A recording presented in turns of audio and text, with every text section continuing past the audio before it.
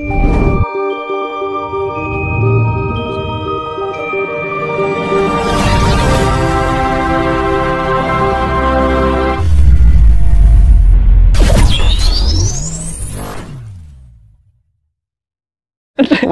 Aji Manunggal Jati itu yang bagaimana Pak Web? Aji Manunggal Jati, ya itulah pengkajian tentang mati sak jerone urip. Jadi kalau harus dikatakan di pembelajaran itu, jika berhasil melalui fase-fasenya, saya akan membantu kematiannya dan menghidupkannya kembali. Itu sampai segitu ya Allah. Nah kalau enggak begitu piye Mas? Misalnya dilakukan sendiri, puncaknya kan mati. Mati ini gampang, kendat ngombe baygon kan bisa, matinya bisa gampang kan. Lah urip maneh iki kan piye?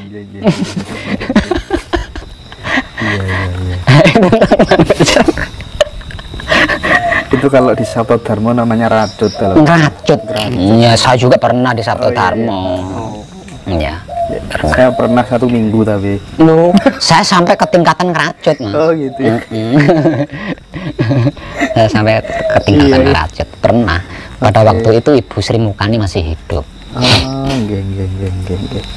Itu yang anu ya, istrinya Pak Haryo Gutama. Oh iya, Gutama. Ya. Oke, ini yang menjadi bahan diskus di berbagai tempat teman-teman spiritualis tentang Satrio Piningit dan Sabdo Palon. Nah, saya ingin mendengar pandangan orisinil dari panjenengan seperti apa Pak Web. Karena terlalu banyak versi menurut saya dan kadang membingungkan. Ya. Jadi tentang Satrio Paningit dengan Sabdo Palon itu memiliki saya bahasakan keadaan Mas ya. Memiliki 2 keadaan. Satu keadaan keilmuan, yang satunya keadaan real. Ya, keadaan real. Jadi dan keduanya ini salin berkaitan gitu, saling berkaitan. Jadi kalau kita mengungkap tentang Satrio Paningit dan Sabdo Palon secara keilmuan, maka realnya juga harus diungkap. Begitu juga sebaliknya. Artinya itulah penyaksian tentang itulah yang menjadikan saya pernah terpuruk. Itu penyaksian tentang itu. Namun yang pasti itu nyata, sedang terjadi, dan akan benar-benar menjadi peradaban baru nanti. Masih lama nggak Pak? Kalau prosesnya kan sudah terjadi, Mas. Prosesnya sudah terjadi dan benar-benar kejadiannya itu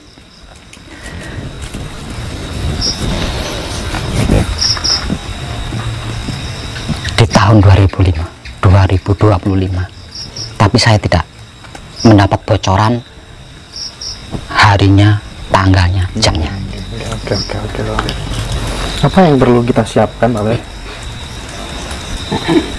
Tetap menjaga kebersihan Baitul Makmur, Baitul Muharram, dan Baitul Muqaddas. Tidak ada cara lain. Karena apa? Karena dia sedang menuntut singgasana pribadinya.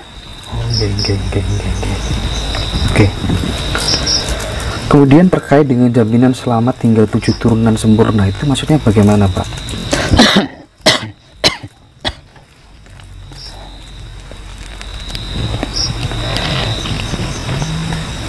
Sesungguhnya setiap manusia, khususnya manusia-manusia lama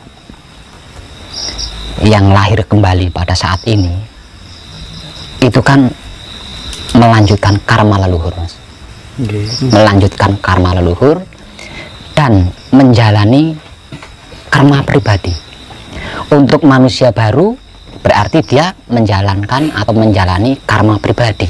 Untuk manusia lama berarti melanjutkan karma leluhur dan menjalankan karma pribadi. Nah, yang namanya karma ini yang paling sulit dan paling rumit di kehidupan manusia, Mas. Kalau hewan-hewan tidak peduli tentang itu, tapi di dalam kehidupan manusia yang disebut karma atau hukum sebab akibat ini, wah, rumit banget, Mas. Rumit.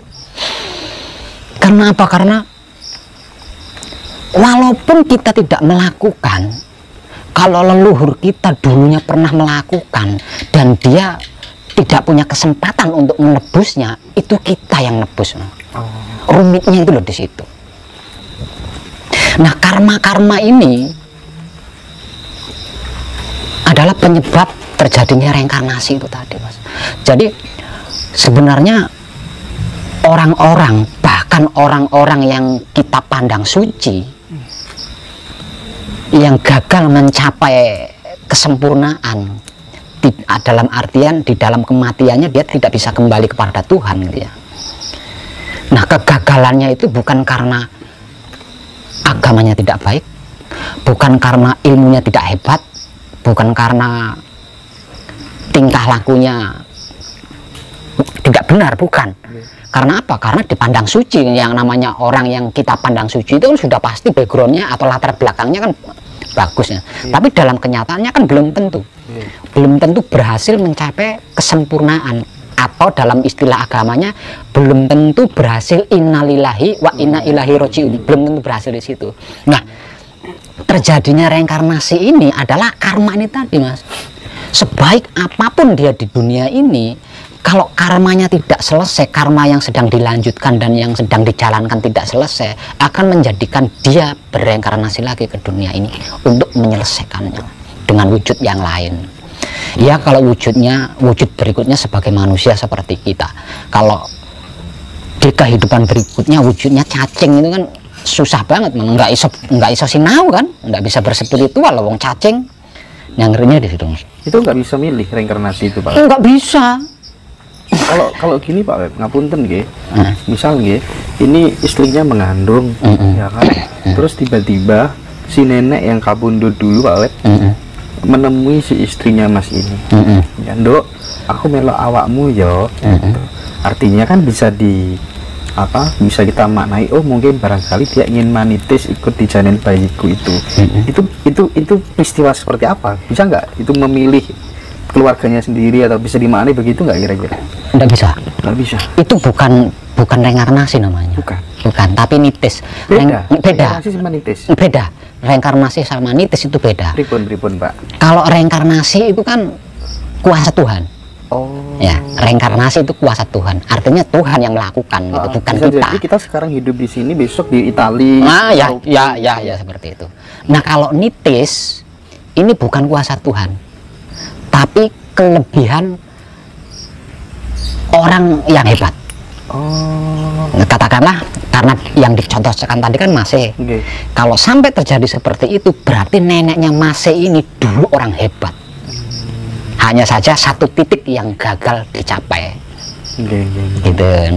Nah, untuk menyelesaikan satu titik yang belum berhasil dicapai itu, makanya dia nipis kan ke cucunya. Nah, itu beda dengan reinkarnasi. Beda ya? Iya.